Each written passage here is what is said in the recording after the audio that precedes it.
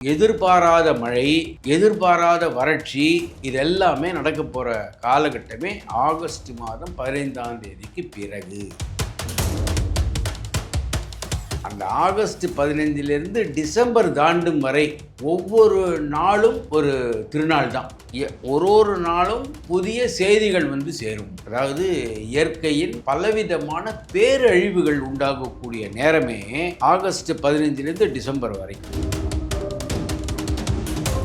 சென்னையின் கடலோர பகுதிகள் பாதிக்கப்படும். எந்த காலகட்டத்தில்? ஆகஸ்ட் 15க்கு அப்புறம். அதாவது கடலோர பகுதிகள் பாதிக்கப்படும். சில இடங்களில் கடல் நீர் உள்புகும்.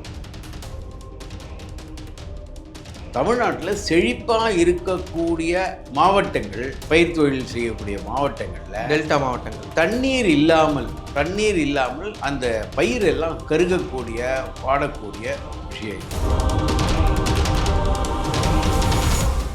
நம்பிக்கை மீடியா நேயர்களுக்கு வணக்கம். நான் விஜய் எரிகரசுதன். இன்னைக்கு நம்ம கூட இருக்கிறது யாருன்னு பார்த்தீங்கன்னா கந்தர்வ நாடி ஜோதிடர் லால்குடி கோபாலகிருஷ்ணன் அவர்கள் தான் இருக்காங்க. சார் வணக்கம். வணக்கம் சார்.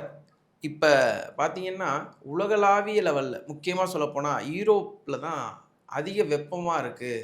கார்லாம் உருகுது, டிராஃபிக் லைட்லாம் உருகுது, மக்கள்லாம் வந்து தண்ணிக்குள்ளேயே இருக்காங்க அப்படிங்கிற மாதிரி.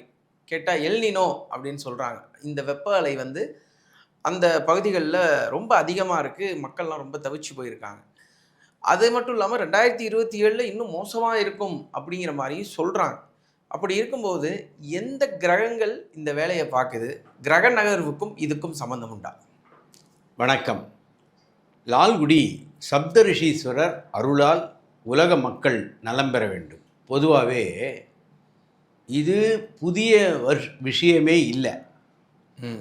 ஏற்கனவே 1500களிலேயே இதை கண்டுபிடிக்கப்பட்டது. அதாவது எல்னினோ, லானினோ எல்லாமே. இதற்கு காரணம் என்னென்னா, கிரகங்களின் சுழற்சி தான் இதுக்கு முக்கியமான காரணம்.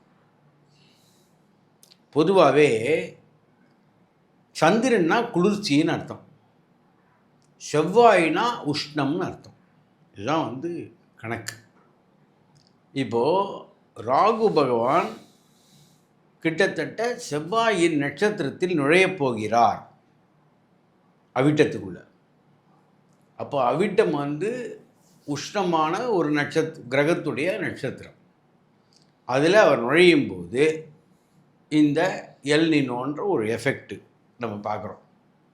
இது காலங்காலமாக இந்த சுழற்சியில் வந்து கொண்டே இருக்கிறது. காரணம், இவர் இந்த வருடத்தை விட அடுத்த வருடம் அதிகமான பாதிப்பை உண்டாக்குவார். இன்னுமா சார்? ரொம்ப. காரணம், அவர் மகரத்துக்குள்ளே போயிடுவார். மகரத்துக்குள்ளே போனால் இன்னும் மகரத்துக்குள்ளே போனால் அது செவ்வாயுடைய உச்ச வீடு.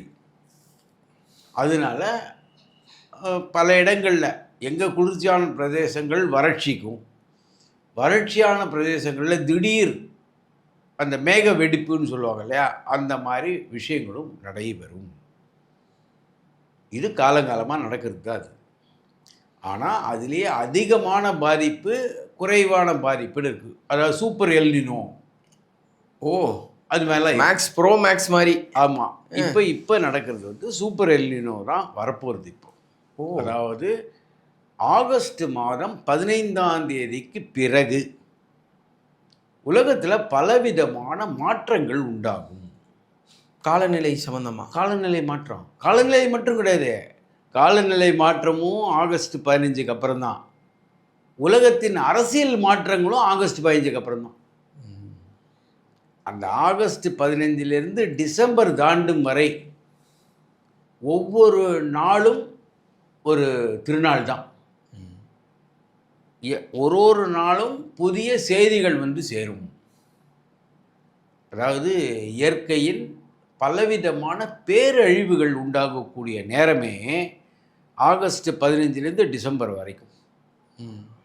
அந்த நேரங்களில் உலக அரசியலில் மாற்றம், உலக தட்பவெட்ப நிலையிலே மாற்றம், எதிர்பாராத மழை, எதிர்பாராத வறட்சி, இதெல்லாமே நடக்க போகிற காலகட்டமே ஆகஸ்ட் மாதம் 15ஆம் தேதிக்கு பிறகு. கண்டிப்பாக சார். நீங்கள் சொன்ன வார்த்தையில் முக்கியமான ஒரு விஷயம், வறட்சிங்கிற வார்த்தை எந்த பகுதியில் அதிகமான வறட்சி காணப்படும்? முக்கியமாக சொல்லப்போனால் இப்போ ஈரோப் வந்து ரொம்ப செல்வ செழிப்பான பகுதி. நீங்கள் என்னதான் சொன்னாலும் ஈரோப்போட பண மதிப்பாக இருக்கலாம், வாழ்வியலாக இருக்கலாம், எல்லாமே வந்து செல்வ செழிப்பான ஒரு பகுதி. அதை நோக்கியே இந்த விஷயங்கள்லாம் நடக்குது. இப்போது பல இடங்களில் வெகு காலமாக இல்லாமல் இருந்த வறட்சியும் பட்டினி சாவுகளுமே நடக்கும் பல நாடுகளில். ஒரு காலகட்டத்தில் எத்தியோப்பியா நாட்டில் பலவிதமான பிரச்சனைகள் வந்து பஞ்சம் வந்து குழந்தைகளுக்கு சத்துணவு கிடைக்காமல் இறந்த காலம்லாம் இருக்குது. அது போன்ற ஒரு நிலையை நோக்கி உலகம் செல்லுகிறது. அதுவும் எப்பன்னா ஆகஸ்ட் 15க்கு பிறகு மிக மோசமான அரசியல், அதாவது மாற்றங்களும் இயற்கை பேரழிவுகளும் ஒரே நேரத்தில் வரும். அதுவும் சென்னையின் கடலோர பகுதிகள் பாதிக்கப்படும். எந்த காலகட்டத்தில்? ஆகஸ்ட் 15க்கு அப்புறம். அதாவது கடலோர பகுதிகள் பாதிக்கப்படும். சில இடங்களில் கடல் நீர் உள்புகும்.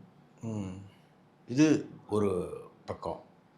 தமிழ்நாட்டில் செழிப்பாக இருக்கக்கூடிய மாவட்டங்கள், பயிர் தொழில் செய்யக்கூடிய மாவட்டங்களில், டெல்டா மாவட்டங்கள், தண்ணீர் இல்லாமல் அந்த பயிரெல்லாம் கருகக்கூடிய, வாடக்கூடிய விஷயம் இருக்குது. அதனால விலைவாசி கட்டாயமாக விண்ணை தொடும். இந்த நேரத்தில் அரசியல்லையும் நிறைய மாற்றங்கள் உண்டாகும். அதாவது இந்திய தேச அரசியல்லையும் உலக அரசியல்லையுமே முக்கியமான தலைவர்கள் நகர்த்தப்படுவார்கள், ஆட்சியிலேருந்து இறக்கப்படுவார்கள். இதெல்லாம் நிகழப்போகிற காலகட்டம். அதனால் ஆகஸ்ட் 15க்கு அப்புறம் அதிக எச்சரிக்கையோடு இருப்பது நல்லது. சரி சார், இப்போ நீங்கள் சொன்னீங்க இந்த சூப்பர் எல்வினோ அப்படிங்கிறத வந்து எப்படியாவது கட்டுப்படுத்துறதுக்கான வழிகள் இருக்கா? ஏன்னா ஒரு ஆபத்து இருந்தால் அதுக்கான சொல்யூஷனும் இருக்கணும்ல. அது கரெக்டு தான், அது சரியானது தான். ஆனால் விஞ்ஞானிகளே என்ன சொல்கிறாங்கன்னா, சில இயற்கை பேரழிவுகளை, மாற்றங்களை மாற்றவே முடியாது யாராலையும். அது வந்து காலகட்டத்தில் வரக்கூடிய ஒரு விஷயந்தான். அதாவது இப்போ நம்ம கோடை காலம், குளிர்காலம் மாதிரி எல்னினோ ஒரு காலம், அப்படி தான் எடுத்துக்கணும். அதாவது பெரிய சுழற்சியில் அது ஒரு காலம். அந்த மாதிரி வரும்போது சில பாதிப்புகள் உண்டாகும். இது வந்து இப்போ மட்டும் கிடையாது, பல விஷயங்களில் பல காலகட்டத்தில் இது வந்துடுது.